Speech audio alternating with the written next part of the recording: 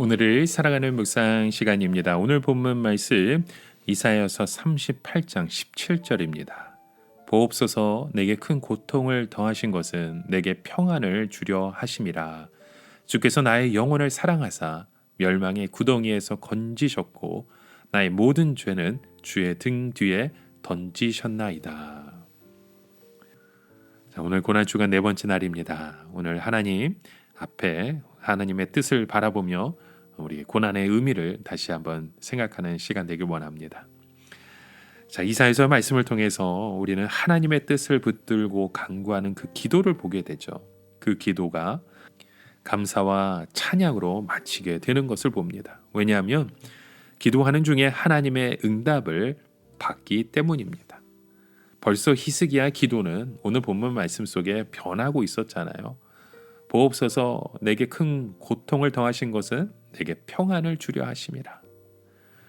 우리가 알 수 있는 것은 히스기야의 병이 그에게 유익했다는 것입니다. 그는 하나님의 손에 붙들려 사용되면서도 하나님의 뜻에 철저하지 못하고 사람의 뜻을 따라 왔다 갔다 했습니다.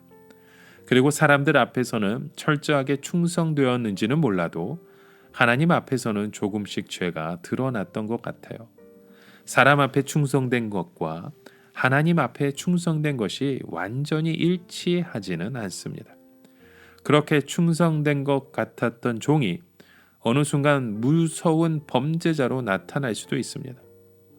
하나님께서는 너의 살고 죽는 것이 완전히 나의 손에 있는데 너는 누구의 말을 듣겠느냐 하시면서 병을 통하여 히스기야의 멱살을 잡고 흔드셨습니다. 이사야를 보내셔서 내가 죽는다고 하신 것도 그의 마음을 철저하게 낮추시기 위한 것이었죠. 우리는 주의 일을 한다고 하면서도 너무 사람을 많이 의식할 때가 있습니다. 하나님께 철저하게 충성한다고 하면서도 몰래 죄와 타협하기도 하고 거짓말을 할 때도 있잖아요. 그런데 하나님의 손에 한번 걸려들면 어떻게 됩니까? 철저하게 소망이 없습니다. 즉 하나님이 끌어내시지 않으면 영원히 절망 가운데 망할 수밖에 없습니다. 그때는 눈에 보이는 것이 없게 됩니다. 사람들이 뭐라 해도 당신들이 나를 그 멸망의 구렁텅이에 건져내었느냐 하는 것이죠. 하나님의 손에 한번 걸려들면 어떻게 됩니까? 하나님께서 뼈를 다 부수어 놓습니다. 꼼짝 못하게 해놓고 하나님만 향하여 부르짖게 하십니다. 우리는 죽었다가 다시 살아나는 것이며 그때 이 부활의 신앙을 가지게 되는 겁니다. 나는 연약하지만 하나님은 강하시며 무서운 절망에서 구원하신 하나님을 전심으로 찬양하게 됩니다. 내 속에 있는 모든 것을 100%다 짜내어서 하나님만 찬양하고 높여드리게 되는 것이죠. 하나님께서는 우리에게 그런 신앙을 원하십니다. 여러분, 하나님의 위대한 은혜를 체험한 사람은 자기가 왜 사는지 압니다. 그것은 오직 하나이죠. 다른 사람에게 이 무서운 죽음의 공포가 찾아오기 전에 죽음에서 건지신 하나님을 나타내고 증거하는 것이에요. 음부가 주께 살해하지 못하며 사망이 주를 찬양하지 못한다라는 말씀을 이사야서 38장 20절에 주세요. 이 세상 사람들은 한번 죽어버리면 더 이상 소망이 없다는 것입니다. 그들에게 주어진 시간은 오직 죽기 전까지입니다. 히스기야는 이미 지옥의 입구까지 갔다 온 경험이 있었어요. 지금 가장 급한 일은 돈을 버는 것도 아니고 장사를 잘하는 것도 아니고 나의 어떤 지위가 올라가는 것도 아닙니다. 이 세상에 있는 동안 생명의 근원 되시는 하나님을 바로 알고 기쁘시게 하는 것이죠. 이 세상 사람들은 세상을 살면서 천국 가는 기차와 한번 스칩니다. 그것은 한순간입니다. 그때 자기 열차를 버리고 옆에 열차를 뛰어서 매달려야 합니다. 히스기야는 자신의 남은 평생을 한 가지 일에 헌신하겠다 다짐하잖아요. 그 후에 하나님께서 무화과 한 뭉치를 종처에 붙이라고 하십니다. 이것은 하나님의 스킨십과 같은 겁니다. 하나님께서는 어떤 때에는 피부로 직접 하나님의 따뜻한 손길을 느끼게 하십니다. 우리 몸에 통증이 몹시 심할 때 주사를 맞으면 물론 약의 힘이지만 하나님의 손을 느끼는 것이죠.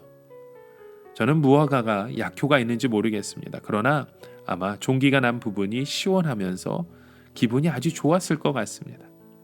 히스기야는 그래서 말하잖아요. 내가 여호와의 전에 올라갈 징조가 무엇이뇨? 그는 피골이 상접해서 도저히 다시 살 것 같지 않았습니다. 그런데 필사적으로 하나님의 은혜를 붙잡기 원했습니다. 그래서 은혜가 되는 것은 무엇이든지 해달라는 겁니다. 여러분, 히스기야가 죽을 병에 걸렸을 때 남겼던 그 기도문을 우리가 자세히 살펴본 이유가 무엇입니까? 경험을 나누면서 우리도 히스기야가 되는 것이죠. 이미 우리는 히스기야의 기도를 나누면서 한번 죽었다가 살아난 것과 같습니다. 무서운 질병과 죽음의 두려움은 극복된 것입니다. 하나님께서 그 말씀의 무화과 뭉치로 우리를 오늘 위로해 주십니다.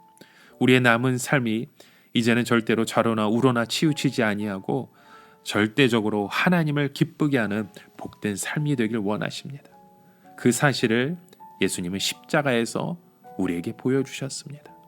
이 고난주간 주님께서 우리에게 그 증거를 우리의 마음속에, 우리 심령 속에 다시금 깊이 새겨주시는 것을 깨닫고 이제는 주님 앞에 우리의 연약함이 아니라 주님의 강함을 붙들며 주의 은혜 가운데 나아가시는 저와 여러분 되시길 주의 이름으로 간절히 축원합니다. 함께 기도합니다. 하나님이 주시는 은혜가 무엇인지 깊이 깨달아 알아가게 하여 주시옵소서.